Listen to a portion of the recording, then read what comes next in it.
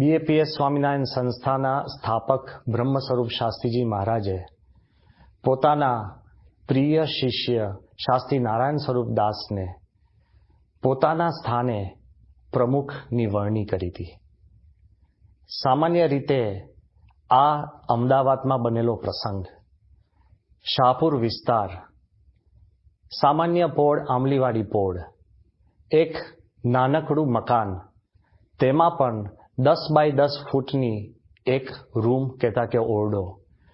સાંજના સમયે શાસ્ત્રીજી મહારાજ બેઠા થઈ પોતે ઓઢેલી એક ચાદર સહજતાથી અતિ પ્રેમથી નાનકડા શાસ્ત્રી નારાયણ સ્વરૂપદાસ, જેમની ઉંમર ફક્ત 28 વર્ષની હતી, તેમને ઓઢાડીને વાત કરી કે આ ક્ષણથી કાયમી માટે આ સંસ્થાના પ્રમુખ તરીકે તારે સેવા કરવાની છે. મુઠ્ઠીભર હરિભક્તો હતા અને 4-5 સાધુ. આ પ્રસંગ શાંતિથી ખાનગીમાં એકાંતમાં બન્યો હતો. There was no grand ceremony and there was no great celebration. કોઈ મોટો ઉત્સવ નહીં અને કોઈ મોટી વિધિ નહીં. છતાં પણ બીએપીએસ સ્વામિનારાયણ સંસ્થા માટે આ ઐતિહાસિક પ્રસંગ હતો, કારણ કે પ્રમુખ વરણી દિન એટલે પ્રમુખ સ્વામી મહારાજને પ્રમુખ તરીકે શાસ્ત્રીજી મહારાજે વરણી કરેલો દિવસ.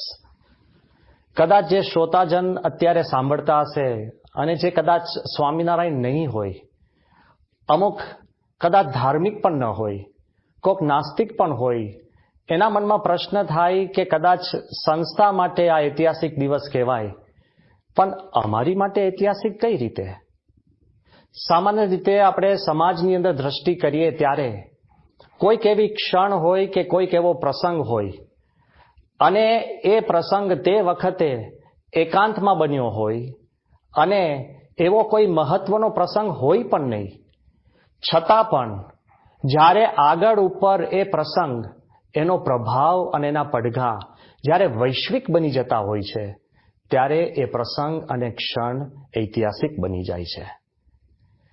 1893ની સાલ 7મી જૂન, જ્યારે સાઉથ આફ્રિકાની એક ટ્રેનમાં મોહનદાસ કરમચંદ ગાંધી ફર્સ્ટ ક્લાસમાં બેઠેલા અને તે વખતે ટિકિટ કલેક્ટરે એમનો રંગ જોઈ અને એમને પીટર મેરિટ્સબર્ગની અંદર સ્ટેશન ઉપર સામાન સહિત જ્યારે ફેંકી દીધા. આ પ્રસંગ સાઉથ આફ્રિકામાં રંગભેદની નીતિના કારણે ઘણીવાર બનતા હશે, કેટલાને સ્ટેશન ઉપર ઉતારી દીધા હશે, પણ ગાંધીજીએ તે વખતે તે ક્ષણે એક નિર્ણય કર્યો કે આ અન્યાય સહન નહીં થાય અને સમાન હક માટે, સમાનતા માટે અને સ્વતંત્રતા માટે એણે એક નિર્ણય કર્યો. અને આગળ ઉપર જતા ગાંધીજીએ ન કેવળ સાઉથ આફ્રિકામાં પણ ભારતમાં આવીને પણ સ્વતંત્રતાની ચળવળ શરૂ કરી અને આપણે બધા એના સાક્ષી છીએ કે ભારત સ્વતંત્ર થયું એમાં ગાંધીજીનો બહુ જ મોટો ફાળો હતો. અને આગળ ઉપર વિશ્વની અંદર અહિંસક જે કેમ્પેઇન કરવી એની એક રીત અને ભાત ગાંધીજીએ ઊભી કરી. જ્યારે એક ક્ષણનો લાભ સમગ્ર વિશ્વને થતો હોય છે, ત્યારે એક ક્ષણ ઐતિહાસિક બની જાય છે. આવી જ રીતે 1954ની સાલનો પ્રસંગ છે. 12 વર્ષનો એક બાળક, તેની સાયકલ ચોરાઈ જાય છે. તે દુઃખી થઈ જાય છે, રડવા માંડે છે અને સાયકલ ચોરને પકડીને હું મારીશ એવી વાતો કરવા લાગે છે. એ રડતા બાળકને જોઈને કોઈક એને કહે છે કે તું આ રડ્યા કરતા અહીંનો જે પોલીસ ઓફિસર છે જો માર્ટિન, તું એને મળ, એ તારી સાયકલ પાછી લઈ આપશે.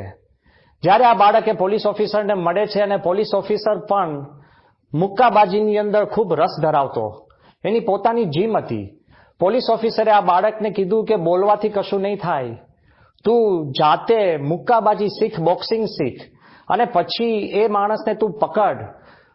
અવાજથી એને જવાબ આપો એના કરતા તારા શરીરથી તું જવાબ આપી શકે એવો તાકાતવાન થા. આ બાળક એની જોડે બોક્સિંગ ટ્રેન કરવા શરૂઆત કરે છે અને જોત જોતામાં આ બાળક યુવાન થઈને 1960ની અંદર બોક્સિંગનો ઓલિમ્પિક ગોલ્ડ મેડલ પ્રાપ્ત કરે છે. આગળ ઉપર વિશ્વનો હેવીવેઇટ બોક્સિંગ ચેમ્પિયન બને છે. કેશિયસ ક્લે કહેતા મહમ્મદ આલી આ બાળકનું નામ. તે વખતે એક ક્ષણ જે સાયકલ ચોરાવી એ અગત્યની નથી, પણ જ્યારે વ્યક્તિ અગત્યની બની જાય છે ત્યારે એક ક્ષણ ઐતિહાસિક બની જાય છે અને સમગ્ર વિશ્વને એનો લાભ થતો હોય છે. જ્યારે રાજકુંવર સિદ્ધાર્થ એ પોતાના સારથીને લઈને 29 વર્ષની ઉંમરે જ્યારે પોતાનું રાજ્ય જોવા નીકળે છે પ્રથમવાર, he was protected, he never so any suffering. પણ જ્યારે જતા જતા એને સારથી દેખાડે છે એક વૃદ્ધ માણસ, ત્યારે સિદ્ધાર્થ પૂછે છે કે આ વૃદ્ધ એટલે શું? એ કે દરેક વ્યક્તિ વૃદ્ધ થાય, એ કે રાજા થાય, એ કે વહેલો વૃદ્ધ થાય. બીજો વ્યક્તિ જોવે છે એક બીમાર, તો કે આ કોણ? એ કે બીમાર. એ કે આમાં રાજા કે રાજાનો કુંવર બીમાર થાય? એ કે તો વહેલો બીમાર થાય. ત્રીજી વ્યક્તિ જોવે છે એક મૃતાત્મા, અને મળદું જોઈને પૂછે છે કે આ શું થયું? તો કે મૃત્યુ. તો કે મૃત્યુ બધાને કે જે જન્મે તેનાને મૃત્યુ હોય છે, અને રાજા સહિત. અને ચોથી વ્યક્તિ એ જોવે છે એક સંન્યાસી. ત્યારે સારથી એને કહે છે કે આ કોણ? તો સારથી એને સમજાવે છે કે આ એક સંન્યાસી છે. He is living the world before the world leaves him. કે જગત એને છોડે એ પહેલા એ જગતને છોડીને નીકળી ગયા છે. તે વખતે સિદ્ધાર્થે નક્કી કર્યું કે મારે છોડીને અમરત્વ પ્રાપ્ત કરવું છે, અને આગળ ઉપર એ પોતે ગૌતમ બુદ્ધ બન્યા. હવે એ વખતે આપણે પણ ક્યાં કોઈ વૃદ્ધને નથી જોયા? રોજ જોઈએ છે. ક્યાં બીમારને નથી જોયા? આજે બીમારની જ વાતો ચાલે છે. ક્યાં મૃત્યુ આપણી સમક્ષ નથી આવ્યું? મૃત્યુ ચારે બાજુ આપણને દેખાય છે, અને સાધુ સંતો તો અવરનવર જોઈએ છે અને પૂજનીય માનીએ છે. પણ આપણી એક ક્ષણ ઐતિહાસિક બનતી નથી, કારણ કે આપણે વૈશ્વિક બન્યા નથી. જ્યારે બુદ્ધિઝમ આખા વિશ્વને સ્પર્શી ગયું ત્યારે એક ક્ષણ વૈશ્વિક બની ગઈ, ઐતિહાસિક બની ગઈ.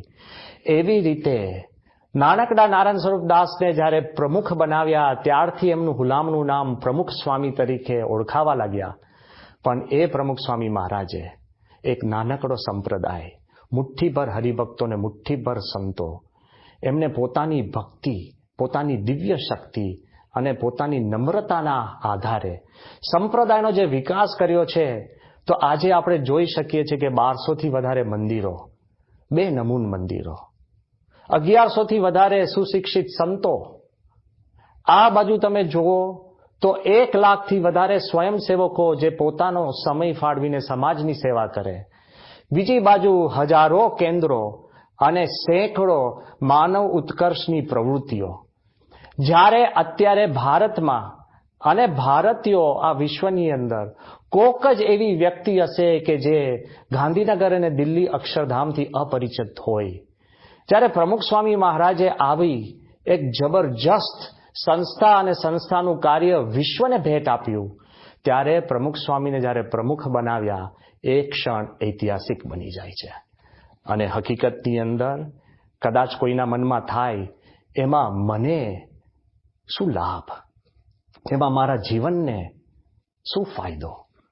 વેરેવર યુ આર, તમે જ્યાં હો ત્યાં, જે સ્થિતિ પરિસ્થિતિમાં હો, ઘરે હો, કામે હો, ફેક્ટરીમાં હો, કે તમે કોઈક નેતા હો, જ્યાં હો ત્યાં સૌને 2 વાતની જરૂર છે. એક જવાબદારી, બીજી વફાદારી, અને ત્રીજી વાત છે સેવા ભાવના. જવાબદારીથી આપણે વફાદારી રાખી શકીએ, અને વફાદારીથી આપણે જવાબદારીનું વહન કરી શકીએ, અને સમાજની સેવા કરી શકીએ, તો વેરેવર you are you will progress. પ્રમુખ સ્વામી મહારાજની આ પ્રમુખવરની દિન એટલે જવાબદારીનું આપણને ભાન થાય, વફાદારી રાખવાની આપણને એક ટેવ પડે, અને સમગ્ર પોતાનું જીવન સમાજના સેવામાં મૂકી શકીએ એવી આપણને એક નિસ્વાર્થ ભાવના ઊભી થાય. પ્રમુખ સ્વામી મહારાજનું આ જે જીવન કે સંસ્થાને એમને કઈ રીતે આગળ લીધી, તો પહેલું most important part for any organisation or any leader is clarity and stability of the mind. કોઈ પણ ઓર્ગેનાઇઝેશન કે સંસ્થા હોય, એ પોતાના જે ગુરુ હોય કેતા કે નેતા હોય, એના નિર્ણયોના આધારે ચાલે છે. નિર્ણયો મનમાં લેવાતા હોય છે. એ નિર્ણયો સાફ, કહેતા કે સ્વચ્છ અને સ્થિર. જેનું મન સ્થિર અને સ્વચ્છ હોય એ જ મક્કમ નિર્ણય લઈ શકે, એ જ ક્યારેય નિર્ણયમાંથી ફંટાય નહીં, એ જ ત્યારે મૂળભૂત સિદ્ધાંતોના આધારે કાર્ય કરી શકતા હોય છે. પ્રમુખ સ્વામી મહારાજ નાનામાં નાના નિર્ણય તો લેતા, પણ જ્યારે સંસ્થા વૈશ્વિક બની અને મોટા મોટા વૈશ્વિક નિર્ણયોનો પણ લેવાનો વારો આવ્યો ત્યારે ભલભલા ડાયવર્ટ થઈ જાય કાં ડાયલ્યુટ થઈ શકે છે. જ્યારે 2007 5 ઓક્ટોબરનો આ પ્રસંગ છે, જ્યારે ચાઇનાએ નક્કી કર્યું કે આપણે ચાઇનાની અંદર પણ અક્ષરધામ જેવું મંદિર બને તો કેવું. આ સમાચાર સમગ્ર ટીવી ચેનલો, મીડિયા, છાપામાં વિવિધ જગ્યાએ ચર્ચાવા લાગ્યા અને ટાઇટલ શું હતું? China hankers after Akshardham. China દેશને કોઈની પડી નથી અને કોઈને આજીજી ન કરે. ટાઇટલ શું આપ્યું? ચાઇના અક્ષરધામ માટે આજીજી કરે છે. મહિનાઓ પહેલા ચાઇનાના મિનિસ્ટર ફોર કલ્ચર એ અક્ષરધામ જોવા આવ્યા હતા અને આમ બધાને ખ્યાલ છે કે દિલ્હી અક્ષરધામ દુનિયાભરથી લોકો જોવા આવે છે અને તમામ મહાનુભાવો અને સામાન્ય માણસ પણ ત્યાં આવીને સંતોષ પામે છે. અને આ જોયા પછી એમણે એક પત્ર લખ્યો કે અમે આપને ચાઇનાની અંદર મફત જમીન આપીએ અને સંપૂર્ણ સરકારના સહકારથી, પથ્થરથી માંડીને ટેકનોલોજીથી તમારા વિચારો, તમારી રીતભાત, તમારી ડિઝાઇનો અને આપણે અક્ષરધામ ચાઇનામાં બનાવીએ. આ સમાચાર ચારે બાજે પહોંચ્યા ત્યારે ઉચ્ચ સરકારી અધિકારી ઓફિસોમાંથી, રાષ્ટ્રપતિ ભવનમાંથી પણ અમને ફોન આવ્યો અને કીધું કે આ બહુ મોટો અવસર છે, આ બહુ મોટી સિદ્ધિ કહેવાય, આમાં બહુ જ બધી પ્રસિદ્ધિ છે, આ અવસર ચૂકાય નહીં. ચારે બાજુ લોકો આ ચર્ચા કરતા હતા અને બધા વાહવાહ કરતા હતા. અને જ્યારે પ્રમુખ સ્વામી મહારાજને પૂછવામાં આવ્યું ત્યારે સ્વામીએ કીધું કે યાદ રહે કે આપણે મંદિરો સિદ્ધિ કે પ્રસિદ્ધિ માટે કરતા નથી, આપણે મંદિરો ભક્તિ માટે કરીએ છીએ. અને આપણે દેશની અંદર, કોઈ દેશની માટે આપણને પ્રશ્ન નથી, પણ એ દેશની અંદર મંદિર કરીએ તો એમાં ભક્તો ક્યાં, એમાં ઉત્સવો સમયા ક્યાં, એમાં આપણે રીતિ રિવાજ મર્યાદા એ સચવાય કે ન સચવાય. આ બધું વિચારીને સ્વામીએ કીધું કે આપણે ભક્તિના ધામ કરીએ છીએ, આપણે સિદ્ધિ પ્રસિદ્ધિ માટે મંદિર કરતા નથી. We do not create show temples. સ્વામીએ નમ્રતાપૂર્વક, પ્રેમથી, સમજાવટપૂર્વક ના પાડી. His choice was clarity is more important than popularity. સિદ્ધિ અને પ્રસિદ્ધિ કરતા મનની સ્વચ્છતા અને મનની સ્થિરતા. વૈશ્વિક પ્રશ્નો હોય એમાં પણ સ્વામીશ્રી સદા સ્થિર હતા, પણ વ્યક્તિગત પ્રશ્નો હોય ત્યારે પણ he has never allowed a person to dilute or divert. એક ગુણભાવી પ્રમુખ સ્વામી મહારાજ પાસે આવ્યા અને એમને કીધું કે સ્વામી મને બહુ મોટો પ્રશ્ન છે. સ્વામી કે શું પ્રશ્ન છે? કે મારો જ મિત્ર, અમે બે પાર્ટનર હતા, જીગરી જાન દોસ્ત, પણ એ મને દગો કરી ગયો છે અને મને બિટ્રે કરી ગયો છે અને મારા લગભગ કરોડો રૂપિયા એ દબાવીને બેસી ગયો છે. મેં પ્રેમથી સમજાવ્યો, આજીજી કરી, મિત્ર દાવે સમજાવ્યો, પણ માનતો જ નથી. હવે મને જ્યારે આ પૈસાની જરૂર છે ત્યારે મને બે માણસો એવા મળ્યા છે જેમણે અમને કીધું કે તું ચિંતા ના કર, અમે એને ધાક ધમકી દબાવીને પણ તારા પૈસા પાછા કઢાવી લઈશું અને સીધી રીતે નહીં માને, પણ એમાં તારે અમુક ટકા અમને આપવા. જ્યારે આ વાત લઈને પ્રમુખ સ્વામી મહારાજ પાસે આવ્યા તો સ્વામીની સ્થિરતા અને સ્પષ્ટતા જુઓ. સ્વામીએ કીધું, સ્વામી કે વાત બરાબર છે કે તારો પૈસો નૈતિક છે અને એને જે કાર્ય કર્યું છે એ અનૈતિક છે, પણ એક વસ્તુ આપણે સમજવા જેવી છે કે નૈતિક કામ પણ અનૈતિકતાથી તું કરે એ યોગ્ય નથી. કારણ કે એને તારી જોડે આવું ભૂંડું અને ખોટું કર્યું છે, તું સામે ભૂંડું અને ખોટું કરે તો સ્વામી કે બેઉ સરખા થઈ ગયા. Remember, he never allowed morality to be sacrificed for any reason or any cost. આ બાજુ તમે પ્રમુખ સ્વામીનું જીવન જુઓ, ક્લેરિટી, સ્ટેબિલિટી, પણ એમની મનની સ્થિરતા અને સ્ટેબિલિટીના કારણે પ્રેઝન્સ ઓફ માઇન્ડ. બહુધા આપણો પ્રશ્ન શું હોય છે? પ્રેઝન્સ ઓફ માઇન્ડ જ ના હોય. કોઈની જોડે ચર્ચા કરતા હોય તો આપણું મન બીજે હોય ને હા હા પાડતા હોઈએ. ભણતા હોય તો છોકરાના મન બીજે હોય. કોઈ અગત્યની વાત કરતા હોય તોય વચમાંથી તમે ડાયવર્ટ થઈને ક્યાંક પહોંચી જાઓ. અંગ્રેજીમાં એવું કહેવાય છે કે we have become an elsewhere generation. એટલે we are always doing something else. ક્લાસમાં બેઠો હોય તો મોબાઈલ પર રમતો હોય, ઘરે ટેબલ પર આપણે જમતા હોય તો 4 જણ મોબાઈલ પર વાત કરતા હોય, ઘરમાં છે જ નહીં, બહાર જ છે. ઓફિસની અંદર હોલિડેનું પ્લાનિંગ ચાલતું હોય અને હોલિડેની અંદર ઓફિસનું કામ ચાલતું હોય. We have become an elsewhere generation. We always want to do something else. We always want to be somewhere else. And we always want to be someone else. આપણે જ્યાં હોઈએ ત્યાં હોતા નથી, મન બીજે હોય. જે કરતા હોય એ કરતા નથી, બીજી કરવાની ઈચ્છા થતી હોય. જે છીએ એને માણી શકતા નથી અને બીજું બનવાની ઈચ્છા સતત હોતી હોય છે. પ્રમુખ સ્વામી મહારાજની એક ખાસિયત હતી, ઓલવેઝ પ્રેઝન્ટ.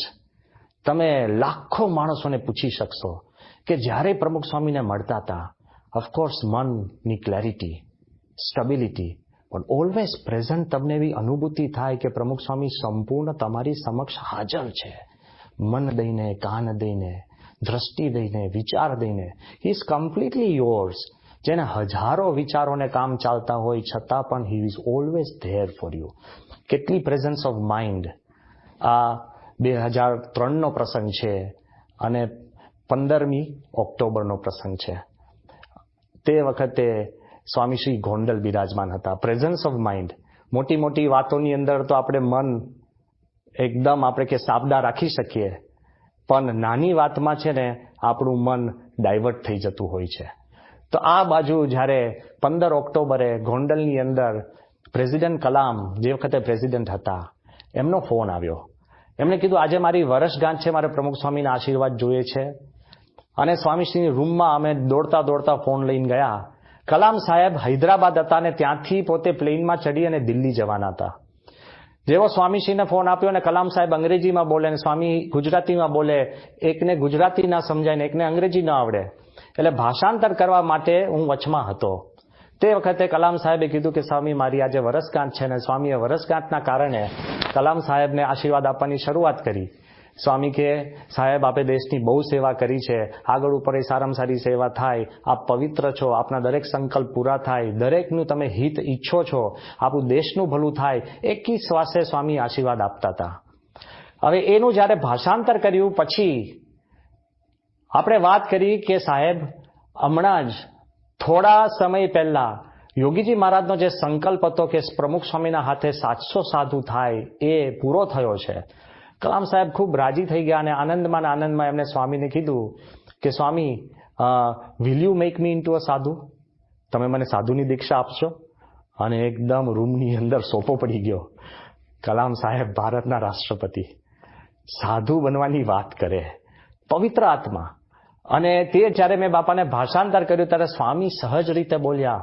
સ્વામી કે સાહેબને કહો કે આપ સાધુ જ છો. જ્યારે પહેલી વાર આપ મને મળ્યા ત્યારે પણ મેં આપને કીધું હતું કે આપ ઋષિ મુનિ જેવા સંત છો, કે આપણા વેદકાળના ઋષિઓના વાળ મોટા હતા, બ્રહ્મચર્ય પાડતા હતા, એ વિજ્ઞાન પણ જાણતા હતા અને આધ્યાત્મિક પણ હતા, અને જે કાંઈ કરતા હતા એ સમાજનું હિત જ કરતા હતા. એટલે આપ એક સાધુ પુરુષ જ છો. કલામ સાહેબ છોડે એવા તો હતા નહીં. He was a scientist. એટલે એમણે કીધું કે વિલ પ્રમુખ સ્વામી સર્ટિફાઈ ધેટ? પ્રમુખ સ્વામી એ સર્ટિફિકેટ લખી આપશે? સ્વામી એકદમ હસતા હસતા હા પડી. સ્વામી કે આપણે સર્ટિફિકેટ આપશું કે તમે સાધુ છો. તરત જ કલામ સાહેબ બોલ્યા, અ certificate from Pramukh Swami is a certificate from God. એમના અંતરમાં એવી ભાવના હતી કે પ્રમુખ સ્વામીનું વ્યક્તિત્વ એ દિવ્ય હતું, એટલું પવિત્ર અને આધ્યાત્મિક હતું. પછી આગળ જ્યારે વાત થતી હતી એમાં એકદમ કલામ સાહેબ એ તો એકદમ અનપ્રિડિક્ટેબલ અને સ્પોન્ટેનિયસ હતા. કલામ સાહેબ એકદમ કીધું, સો વેર ઇઝ પ્રમુખ સ્વામી? એટલે મેં કીધું કે ગોંડલ. અને તરત જ એમણે પ્રશ્ન પૂછ્યો, વેર ઇઝ ગોંડલ? હવે આ બાજુ હું અંગ્રેજીમાં બોલતો હતો અને સ્વામી આખી કોન્વર્સેશન અંગ્રેજીમાં સાંભળતા હતા. જ્યારે તમને ભાષા ન આવડતી હોય ને ત્યારે તમારું મન ત્યાં હાજર ન હોય. પણ આ કોન્વર્સેશન ચાલતી હતી અને કલામ સાહેબને હવે ગોંડલ કેવી રીતના સમજાવવું ભારતના નકશામાં અને આ રાષ્ટ્રપતિને. એટલે ધીરે ધીરે મેં ગોંડલનો મહિમા શરૂ કર્યો. મેં કહ્યું કે Gondal is a very pious place, is a pilgrim place, it is as pious as Dwarka, it is as holy as Somnath, it is as pure as Kedar and Badri. એટલે હું એમ પ્રયત્ન કરતો હતો કે ગોંડલ ક્યાં છે એમનો પ્રશ્ન હતો, પણ હું ગોંડલના મહિમામાં ચડી ગયો. આ જયારે અંગ્રેજીમાં બોલતો હતો એટલે પ્રમુખ સ્વામી એકદમ સાહજિક રીતે એમના હાથમાં રૂમાલ હતો, રૂમાલ વાળી અને સ્વામીએ મારા હાથ ઉપર આમ ટપલી મારી સ્વામી કે નિયર રાજકોટ. અને એટલા બધા કલામ સાહેબ હસી પડ્યા અને એમણે એક વાત કરી. મને કીધું કે you speak well but understand little, and પ્રમુખ સ્વામી સ્પીક્સ લિટલ બટ અન્ડરસ્ટેન્ડ્સ વેલ. કેટલી બધી પ્રેઝન્સ ઓફ માઇન્ડ. આ કઈ મોટો ઇવેન્ટ નથી, કોઈ વૈશ્વિક નિર્ણય નથી, કોઈ વાત એવી એટલી જાયન્ટ નથી, છતાં પણ નાનામાં નાની કોન્વર્સેશનમાં પણ પ્રમુખ સ્વામીનું મન હાજર હોય અને મોટામાં મોટા વૈશ્વિક નિર્ણયોમાં પણ એમનું મન સમર્પિત હોય. Clarity and stability of the mind. પણ કદાચ ઘણી સંસ્થાઓ અને એના લીડર્સ પણ ક્લેરિટી અને સ્ટેબિલિટીથી સંસ્થાનો વિકાસ કરતા હોઈ શકે, પણ જ્યારે તમારે સામાજિક સંસ્થા ચલાવવાની હોય ત્યારે you need purity and humility of heart. મનથી તો સંસ્થા ચાલે, પણ હૃદયના સ્પંદનથી સંસ્થા ચલાવવી પડે. લોકોની લાગણીઓ સમજીને સંસ્થા ચલાવવી પડે. પ્રમુખ સ્વામી મહારાજ પાસે જે એના દિલની અંદર હ્યુમિલિટી હતી, સૌ કોઈને ખ્યાલ છે કે જ્યારે અમને પ્રમુખ બનાવ્યા ત્યારે જ એ જ દિવસે હરિભક્તોની સેવા સમજી સ્વામીએ બધાના એઠા વાસણ જાતે ઉટકેલા. એવું નથી કે એમને વાસણ ઉટકવાતા, એવું નથી કે ત્યાં કોઈ બીજું નહોતું, પણ એમને ઉત્સાહ અને મહિમાથી હરિભક્તો માટે પ્રેમ એ સાહજિક સેવા કરી શકતા હતા. Nothing was concocted and nothing was compelled. અને હકીકતની અંદર જ્યારે આવી સેવા કરી શકતા હોય એના દિલની અંદર તમામ લોકો માટે પવિત્ર પ્રેમ હતો. Purity and humility of the heart. એ કેવું? તો ફરીવાર આપણે કલામ પ્રમુખ સ્વામી મહારાજને એક ગુરુ સમજતા હતા. તો એક પ્રસંગ છે કે જેની અંદર 2 જ લાઈનમાં એમણે પ્રમુખ સ્વામીના પ્રેમને સમરાઇઝ કર્યો છે. કે જ્યારે કલામ સાહેબ ટ્રાન્સેન્ડન્સ પુસ્તક પ્રમુખ સ્વામીને અર્પણ કરવા સારંગપુર આવ્યા અને સભા પૂરી થઈ ગઈ. ખૂબ ગરમી હતી, બધા પરસેવે રેબઝેબ હતા. રમઝાનનો પહેલો દિવસ અને ઉપવાસનો દિવસ હતો. ભર ધીકતા તાપની અંદર બપોરે જ્યારે સ્ટેજ ઉપરથી ઉતરતા હતા ત્યારે આખી સિક્યોરિટીની કોર્ડન તોડીને એક નાનો ગામડાનો સ્કૂલનો છોકરો સીધા કલામ સાહેબ પાસે આવી ગયો, લગર વગર કપડાં, અને કલામ સાહેબની સામે ઊભા રહી પ્રેમથી કલામ સાહેબે બોલાવ્યો અને એને પોતાના ખિસ્સામાં હાથ નાખી અને એક ડૂચો વાળેલો કાગળ બહાર કાઢ્યો અને કલામ સાહેબને હાથમાં આપ્યો કે ઓટોગ્રાફ. આજુબાજુ ઉભેલા બધા ડિસ્ટર્બ થઈ ગયા અને બધાના મનમાં થયું કે આવા ડૂચાવાળા કાગળની અંદર ઓટોગ્રાફ આને મહિમા છે કે નહીં. પ્રેમથી કલામ સાહેબ અનક્રીઝ ધી એન્ટાયર પેપર અને દિવાલના ટેકે એમને સહી કરી અને ફરી એ કાગળ જે સીધો કરેલો એ બાળકને આપ્યો. એ બાળકે રાજી થઈને પાછો એ કાગળ ડૂચો વારી દીધો અને ખિસ્સામાં નાખી દીધો. ત્યારે કલામ સાહેબે સમજીને મારી સામે જોઈને મને કે બ્રહ્મવિહારીજી, never disappoint a child. These are his first years on this earth. ક્યારે કોઈ બાળકને નિરાશ ન કરવો, કારણ કે આ પૃથ્વી પરના તેના પ્રાથમિક વર્ષો છે. સીધા અમે આગળ ગયા અને લાઈનો બધી લાગી હતી, ચારે બાજુ ક્રાઉડ હતો અને ગાડીમાં બેસવાનો અવસર હતો અને ત્યાં એટલો બધો ભીડભાડ હતી અને ત્યાં એક વૃદ્ધ લગભગ 90-92 વર્ષના ભાભલા એ ભીડની અંદર આમ પોતાની લાકડી ડંગોરો ઊંચો કરીને કલામ સાહેબ કરીને સારંગપુર એટલે ગામ આજુબાજુના ગામમાંથી આવેલા કલામ સાહેબ એને બોલાવ્યા નજીક. ગુજરાતી સમજી નહોતા શકતા. અમને કહ્યું કે ભાઈ આ શું કે છે? એટલે પેલા એ કીધું કે સાહેબ મારે ફોટો પડાવવો છે. એટલે I said he wants to take a picture. પછી જ્યારે કલામ સાહેબ હા ચાલો પડાવીએ, એ કે ના મારે નહીં, મારા દીકરાએ પડાવવો છે. હવે પછી એના દીકરાને શોધવા માટે બીજી 5 મિનિટ ગઈ, કારણ કે એ ભીડની અંદર ક્યાંય ભરાઈ ગયો હતો. જ્યારે છોકરાને લાવ્યો અને પછી પિક્ચર પડાવ્યો અને પછી જ્યારે ગાડીમાં બેસતા હતા ત્યારે કલામ સાહેબે કીધું, never disappoint an old man because these are his last years on this earth. ક્યારેય કોઈ વૃદ્ધને નિરાશ ના કરવા, કારણ કે આ પૃથ્વી પરના એના છેલ્લા દિવસો છે. Right from birth to death. અને ગાડીમાં બેસતા એમણે કીધું, this is the lesson of love I have learned from Pramukh Swami. For him, right from birth to the last breath, he loves every moment of every one's life. આવો પ્રેમ પ્રમુખ સ્વામી મહારાજનો હતો. આવા પ્રેમથી એમણે સંસ્થાનો વિકાસ કર્યો છે. અને નાનો બાળક હોય ને એ પ્રમુખ સ્વામીના મને નાનો નહોતો. 1971 સાલની અંદર ગોંડલની અંદર બાળ અધિવેશન હતું. એમાં રાજેન્દ્ર રાઠોડ કરીને એક બાળક 12 વર્ષનો અધિવેશનના ડ્રામામાં એને ભાગ લીધો. બધાએ ડ્રામા વખાણ્યો. પ્રમુખ સ્વામી પણ રાજી થયા. એને સ્ટેજ ઉપર સ્વામી એનું નામ પૂછ્યું કે રાજેન્દ્ર રાઠોડ. એનું ગામ પૂછ્યું કે મુંબઈ. ક્યાં રહે છે? કે માટુંગા. સ્વામીએ કહ્યું કે તું એક ચિઠ્ઠીની અંદર તારું એડ્રેસ લખીને આપજે, ગોંડલ. અને પેલા બાળકે નીચે સ્ટેજ નીચે ચિઠ્ઠીમાં બાપાને એડ્રેસ લખીને આપ્યું. અને સ્વામીશ્રીએ ચિઠ્ઠી લઈ વાળી અને એમના ધોતિયાની ઓટીએ ભેરવી દીધી. બાળક તો આ વાત ભૂલી ગયો. પણ થોડા સમય પછી જ્યારે પ્રમુખ સ્વામી મહારાજ મુંબઈ પધાર્યા, પહેલો દિવસ અને પહેલી બપોર પ્રમુખ સ્વામી મહારાજ મહંત સ્વામી ડોક્ટર સ્વામીને લઈ આ નાનકડા બાળકના ઘરે પધરામણી કરવા ગયા. એક ચિઠ્ઠીનો પ્રતાપ, એક ચિઠ્ઠીની પણ અવગણના પ્રમુખ સ્વામી પાસે નહોતી કે એક બાળકની ભાવના સમજીને સ્વામીની ઘરે ગયા. એના બાપુજીને સ્વામીએ વર્તમાન ધરાવ્યા. આજે પણ એ બાળક સંપૂર્ણ સેવા કરે છે, પણ એની આંખમાં આંસુ ક્યારે સુકાતા નથી. જો આ બાળકનો આવો પ્રેમ હોય. અને અંતિમ અવસ્થા જો 1990 સાલનો આ પ્રસંગ છે. અને 6 ઓક્ટોબર પ્રમુખ સ્વામી મહારાજ લંડનથી કોલ્ચેસ્ટર ગયા, લગભગ 1.5 કલાકની ડ્રાઈવ.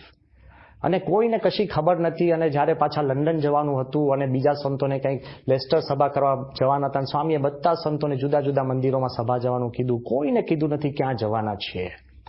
અને સ્વામી એક સેવકને લઈ ગાડીમાં બેસી, એક જ હરિભક્ત, ક્યારેય આવું બન્યું નથી. બધાને પ્રમુખ સ્વામીના પ્રોગ્રામનો ખ્યાલ હોય. અને આ બાજુ હજારો હરિભક્તોની સભા ભરાઈને લંડનમાં હતી. તોય પ્રમુખ સ્વામી મહારાજે જાતે એક ચબરખી ડ્રાઈવરને આપી હરિભક્તને કીધું કે અહીંયા જવાનું છે. અને બધાના આશ્ચર્ય વચ્ચે, સેવક અને ડ્રાઈવરના આશ્ચર્ય વચ્ચે એ એક સ્મશાન હતું. અને ત્યાં એક ગ્રેવયાર્ડ હતું, કહેતા કે કબ્રસ્તાન. ત્યાં ગાડીમાં જઈને સ્વામી બેઠા. કોઈ જ નહીં. 15 મિનિટ, અડધો કલાક, પોણો કલાક કોઈ જ નહીં. પ્રમુખ સ્વામી એમની જોડે સેવક અને એક ડ્રાઈવર. નો બડી ન્યૂ. અને તે વખતે પછી એક ફ્યુનરલ માર્ચ આવી. અને એની અંદર આપણા એક હરિભક્ત જયકૃષ્ણભાઈ પટેલ, એમનું કુટુંબ જ્યારે એમના બોડીને લઈને આવ્યા, બધા આશ્ચર્યમાં પડી ગયા. અમુક જણને ખબર હશે, બીજા બધા સંપૂર્ણ આશ્ચર્ય કે પ્રમુખ સ્વામી મહારાજ 45 મિનિટ રાહ જોવે ખાલી એક હરિભક્તને અગ્નિ દાહ આપવા માટે. અને બધા જ એવા ભાવ વિભોર થઈ ગયા. અને પછી પ્રમુખ સ્વામીએ વાત કરી. સ્વામી કે આ ધામમાં ગયા એના આગલા દિવસે હોસ્પિટલમાંથી મને ફોન આવ્યો હતો કે સ્વામી દર્શન કરવાની બહુ ઈચ્છા થાય છે ને મને એમ છે કે આપણે છેલ્લે પણ એકવાર મળીએ. સ્વામી કે થઈ શક્યું નહીં. અને અમને ખબર પડી કે ધામમાં ગયા છે, તો એની ઈચ્છા પૂરી કરવા આજે અમે છેલ્લે પણ એને મળવા આવ્યા. આપણે કોઈ જીવતી વ્યક્તિની ઈચ્છા પૂરી કરી શકતા નથી. અને પ્રમુખ સ્વામી મહારાજ જ્યારે વ્યક્તિ ધામમાં જાય પછી પણ એની ઈચ્છા પૂરી કરવા માટે દોડી જતા હોય છે. આવો તો એમનો અખૂટ પ્રેમ. ઘણા યુવાનો આપને કહેશે કે પ્રમુખ સ્વામી મહારાજ અમારા અસલી મિત્ર હતા, કે ભણવાથી માંડી, નોકરીથી માંડી, લગ્નથી માંડી, નાના મોટા પ્રશ્નથી માંડી છેલ્લી અવસ્થા સુધી પ્રમુખ સ્વામી અમારા પડખે રહ્યા છે. નઝીમ અલ કુદસી, જે સિરિયાના ભૂતપૂર્વ રાજા અને પ્રેસિડેન્ટના પૌત્ર થાય, કુદસી ફેમિલીમાં આવે, એમે જ્યારે પ્રમુખ સ્વામીને મળ્યા અને કહ્યું કે મેની આંખોમાં આંખ પોરવી, એમનો હાથનો સ્પર્શ કર્યો, ત્યારે I could understand what a love of a real mother is. આપણા વડાપ્રધાન નરેન્દ્રભાઈ મોદી જ્યારે પ્રમુખ સ્વામી મહારાજને 15મી ઓગસ્ટે શ્રદ્ધાંજલિ આપવા પધાર્યા, ત્યારે સારંગપુરમાં ભીની આંખે એ બોલ્યા કે આપે ગુરુ ગુમાવ્યા પણ મેં તો પિતા ગુમાવ્યા. હકીકતની અંદર જેમ કલામ સાહેબે વાત કરી, બાળકથી વૃદ્ધ સહિત તમામ રીતે પ્રમુખ સ્વામીએ દરેકને પ્રેમ આપ્યો છે. He had a heart where in the whole world could live. એમનું હૃદય એટલું વિશાળ હતું કે આખું વિશ્વ એની અંદર વસી શકે એવું વિશાળ હતું. પણ સંસ્થા ચલાવી હોય તો મનની સ્થિરતાથી ચાલી શકે. તમારે સામાજિક સંસ્થા ચલાવી હોય તો દિલની પવિત્રતાથી, કહેતા કે પ્રેમથી ચાલી શકે. પણ જ્યારે આધ્યાત્મિક સંસ્થા ચલાવી હોય ત્યારે you need the divinity and spirituality of the સોલ. આત્માની દિવ્યતા અને આધ્યાત્મિકતાની જરૂર પડે છે. પ્રમુખ સ્વામી એક ઉચ્ચ આધ્યાત્મિક પુરુષ, જેમને પોતાના ગુરુને સંપૂર્ણ સેવેલા અને એમના પોતાના કોઈ સંકલ્પ જ નહોતા. જે વખતે એમને પ્રમુખ બનાવ્યા ત્યારે 2 વિચારો એમણે આપેલા કે હું દેહની પરવા કર્યા વગર સંપૂર્ણ વફાદાર રહીશ અને સેવા કરીશ. શાસ્ત્રી મહારાજ પણ એવું બોલેલા કે હું સમગ્ર સત્સંગ અને સમાજને 50 વર્ષનું હું સુખ કરતો જઉં છું. પ્રમુખ સ્વામી મહારાજની આ જે ભાવના હતી, તેથી એમને ક્યારેય પોતાના દેહ સામે જોયું નથી. He was beyond his body and beyond his desires. પોતાનો ક્યારેય કોઈ સંકલ્પ હતો નહીં. પોતાના ગુરુના સંકલ્પે એમને પ્રમુખ પદ સ્વીકાર્યું અને પોતાના ગુરુના સંકલ્પે એમને સંસ્થાનું સંચાલન કર્યું છે. હાર્વર્ડનો બહુ મોટો એક સ્ટડી છે કે જ્યારે કોઈ પણ leader, why do leaders lose their way, જ્યારે કોઈ પણ લીડર એ સેલ્ફ પ્રોજેક્શનમાંથી અને સેલ્ફ ફુલફિલમેન્ટમાંથી બહાર નથી આવતો, એ પોતાને જ મહત્તા અને પોતાના જ મહત્વાકાંક્ષા એમાંથી એ બહાર નથી આવતો, તો એ લીડર અંધ બની જાય છે. ધૃતરાષ્ટ્ર મમ અને મામકા. ધૃતરાષ્ટ્ર આમ તો અંધ હતા પણ પોતે મોહાંધ પણ હતા. જ્યારે નેતા એ પોતામાંથી બહાર નથી નીકળતો ત્યારે એ કોઈને સાચું માર્ગદર્શન આપી શકતો નથી. પ્રમુખ સ્વામી મહારાજને પોતાનું એવું કાંઈ હતું જ નહીં. પોતા વિશે નહોતું અને પોતાના એવા સંકલ્પો કે ઈચ્છાઓ પણ નથી. જ્યારે 50 વર્ષ પછી 2000ની સાલમાં જ્યારે પ્રમુખપણની દિનના 50 વર્ષ પૂરા થતા હતા, ત્યારે સ્વામીને પૂછવામાં આવ્યું કે સ્વામી, આટલી બધી સંસ્થાની જાહો જલાલી, આટલી બધી સંસ્થાનો વિકાસ, આટલો બધો સંસ્થાનો ચારે બાજુથી લોકો એના અનુરાગી અને ગુણગાન ગાય છે, તો શાસ્ત્રીજી મહારાજ અત્યારે હોત તો આપને શું કહે? ત્યારે પ્રમુખ સ્વામી સાહજિક રીતે બોલ્યા કે શાસ્ત્રી મહારાજ રાજી થાય અને કહે કે મારા સંકલ્પ પ્રમાણે જ સંસ્થા ચાલે છે.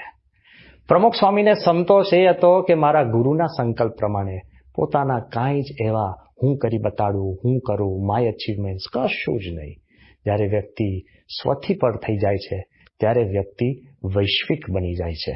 અને પ્રમુખ સ્વામીની વૈશ્વિક ભાવના કેવી હતી કે યસ, પ્રમુખ સ્વામી BAPS સ્વામિનારાયણ સંસ્થાના પ્રમુખ બન્યા, તેની ભાવના સંપ્રદાયથી પર હતી.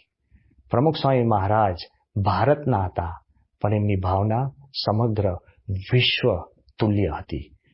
અને પ્રમુખ સ્વામી મહારાજ હિન્દુ ધર્મના મોટી સંત પણ તમામ ધર્મો માટે એમને સમાન પ્રેમ.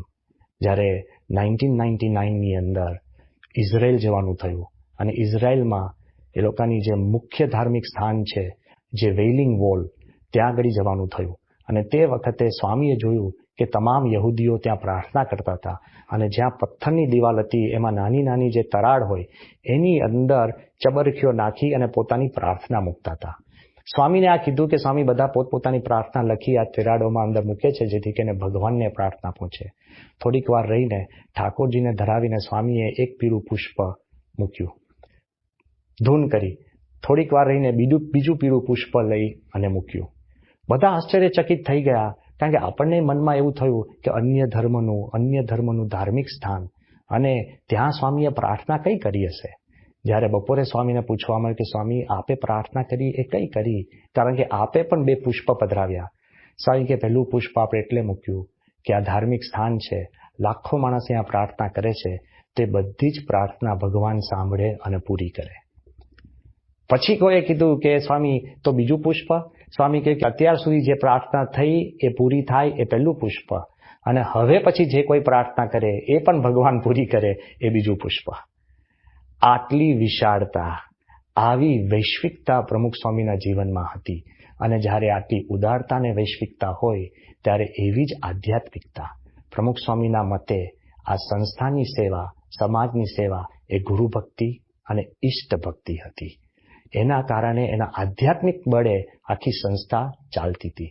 હકીકતની અંદર જે ગુરુમાં અને જે નેતાની અંદર એ મનની સ્વચ્છતા અને સ્થિરતા, હૃદયની પવિત્રતા અને નમ્રતા અને આત્માની દિવ્યતા અને આધ્યાત્મિકતા હોય, એ સંસ્થા અને સમાજ સતત આગળ વધતો જ હોય છે. યાદ રહે કે આ સંસ્થાની અંદર કે પ્રમુખ સ્વામી મહારાજને પ્રમુખ બનાવ્યા, પણ પદની કોઈ એવી મહત્તા નથી. એ શાસ્ત્રીજી મહારાજની કૃપા અને અનુરાગ હતો. પ્રમુખ સ્વામીએ પણ વારંવાર અમને કહ્યું છે કે મેં શાસ્ત્રીજી મહારાજને ઘણીવાર કહ્યું હતું કે સ્વામી, કે મારા કરતા બીજા વડીલ અને મોટેરા સંતો ઘણા છે, મારી પાસે એવી આવડત નથી ને હું લાયક નથી, છતાં પણ મેં જ્યારે જોયું કે એમની રુચિ છે અને એમની આજ્ઞા છે એટલે સેવા સ્વીકારી. આપણને તો એવું જ થાય કે આપણે જ લાયક છીએ એટલે જ પ્રશ્ન ઊભા થાય. પણ પ્રમુખ સ્વામી મહારાજની નમ્રતા અને ગુરુ ભક્તિના કારણે સંસ્થાનો વિકાસ થયો. જ્યારે સુરતની અંદર 16 મે 2011ની સાલની અંદર પ્રમુખ સ્વામી મહારાજ બિરાજમાન હતા, એક મીટિંગ ચાલતી હતી અને મીટિંગમાં થોડો વિલંબ થયો એટલે યોગીચંદ સ્વામીએ પૂછ્યું કે ભાઈ હજુ લાંબુ ચાલશે, પૂરું થયું? ત્યારે પ્રમુખ સ્વામી મહારાજે કીધું કે આજનું પૂરું કાલનું નવું. પછી હસતા હસતા સ્વામીએ કહ્યું કે જ્યાં સુધી પૃથ્વીનું તળ રહેશે ત્યાં સુધી સંસ્થાના કામ ચાલુ રહેશે. અને પછી યોગીચંદ સ્વામીએ કીધું કે સ્વામી, કે મને આશ્ચર્ય થાય છે કે આપ આ ઉંમરે આટલી બધી સેવા કરો. સ્વામીની ઉંમર 90 વર્ષની હતી. ફરીવાર અમે સંતોએ કહ્યું કે સ્વામી, આશ્ચર્ય તો એ છે કે જ્યારે 28 વર્ષની ઉંમરે આપને પ્રમુખ બનાવ્યા ત્યારે હરિભક્તોના મનમાં એવા પ્રશ્ન હશે કે આટલા નાનકડા નારાયણ સ્વરૂપદાસ કઈ રીતે સંસ્થા ચલાવશે. અને આજે 90 વર્ષની ઉંમરે આપને સંસ્થા ચલાવતા જોવે છે ત્યારે બધાના મનમાં એ પ્રશ્ન છે કે આ 90 વર્ષની ઉંમરે કઈ રીતે સંસ્થા ચલાવે છે. પ્રશ્ન એનો એ જ રહ્યો, પણ પ્રશ્નાર્થ અત્યારે આશ્ચર્યમાં ફરી ગયો છે. કારણ કે આપે જે કાર્ય કર્યું ત્યારે સ્વામી બોલ્યા કે આપણે ક્યાં સંસ્થા ચલાવીએ છીએ, શ્રીજી મહારાજ ચલાવે છે, શાસ્ત્રી મહારાજ, યોગીજી મહારાજ ચલાવે છે, એના સંકલ્પ પ્રમાણે જ ચાલે છે. લેશ માત્ર એમને પોતાપણાનો ભાવ નહીં.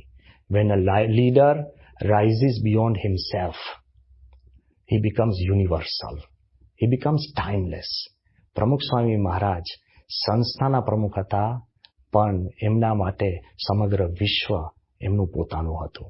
અને હવે જ્યારે વૈશ્વિક પ્રમુખ સ્વામી મહારાજ જેવા સંત હોય અને વૈશ્વિક પ્રેરણા મળી શકે એવું વાતાવરણ હોય ત્યારે આપણા તમામ માટે આ પ્રેરણા છે. પછી તમે સ્વામિનારાયણ હો, તમે ધાર્મિક હો કે ના હો, કદાચ તમે આસ્તિક હો કે ના હો, પણ જેને જેને જવાબદારીપૂર્વક કાર્ય કરવું છે, જેને જેને વફાદારીથી સેવા કરવી છે, જેને પ્રેમથી કાર્ય કરવું છે, વારંવાર પ્રમુખ સ્વામી કહેતા કે પદવીનો કોઈ પાવર નથી. એ શું કહેતા કે you need power if you want to do something wrong. For everything right love is enough. તમારે કાંઈ ખોટું કરવું હોય તો પાવરની જરૂર પડે છે, પણ સાચું કરવું હોય તો પ્રેમ પૂરતો છે. આ પ્રેમથી અને આધ્યાત્મિકતાથી આ વિકાસ કરેલો છે. અને અત્યારે પણ ઘણા લોકો કહે છે કે પ્રમુખ સ્વામીની આધ્યાત્મિકતા અને એમનો પ્રેમની તાકાત શું હતી કે એમને ખાલી 2 લીટીનો પત્ર લખ્યો કે મારા પછી પ્રમુખ મહંત સ્વામી મહારાજ અને સમગ્ર સંપ્રદાયે એકી શ્વાસે એક પણ શબ્દ હું હાટા વગર સ્વીકારી અને મહંત સ્વામીમાં સંપૂર્ણ જોડાઈ ગયા તો સંસ્થાનો વિકાસ ચાલુ જ છે. ખરેખર આદર્શ નેતા એ છે કે એમના જેવા જ નેતા આપણને આપતા જાય અને સંપ્રદાય અને સંસ્થા આજીવન વિકાસ કરતા જાય એવું પ્રમુખ સ્વામીનું આ કાર્ય હતું. તેથી જ પ્રમુખ વળની દિન એ ઐતિહાસિક છે કે એક ક્ષણ નાની હતી, એકાંતમાં હતી, ખાનગી હતી, પણ આજે વૈશ્વિક સૌને લાભ પ્રાપ્ત થાય છે. તો ચાલો આપણે પ્રાર્થના કરીએ, આપણે પણ એમાંથી ગુણ લઈને વિશેષ જવાબદારી અને વફાદારી રાખી શકીએ. શ્રી સ્વામિનારાયણ ભગવાન.